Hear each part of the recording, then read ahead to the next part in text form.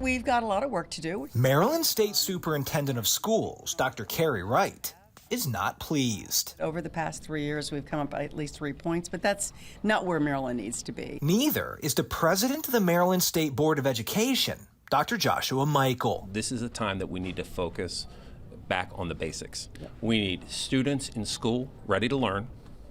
We need teachers ready to deliver excellent instruction. On Tuesday, the Maryland State Department of Education released 2024 state testing results for math and English known as MCAP, the Maryland Comprehensive Assessment Program. In math, statewide, most students are still struggling, but scores slightly increased from last year, when 23.3% of students tested scored proficient.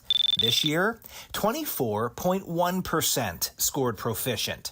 In English language arts, student achievement also slightly improved, going from 47.9% proficient in 2023 to 48.4% in 2024. A little disappointed that it didn't come up as much as we should have, a little flat. Schools in the Baltimore region saw some of the state's largest increases.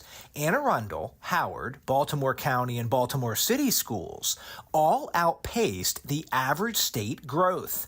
Baltimore City went from 8.8% in math in 2023 to 10.2% this year. While that is an increase of 15%, keep in mind, nearly 90% of all city school students who took the state math exam are still not proficient. We're doing a lot as it pertains to the blueprint in terms of equitable school funding.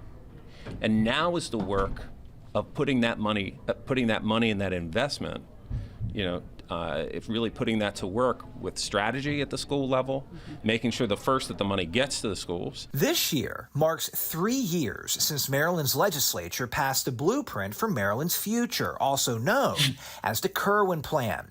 The law pumps $30 billion additional tax dollars into public education over the first 10 years, and then $4 billion additional dollars every year after that. Dr. Wright and Dr. Michael know taxpayers expect to see results from that investment.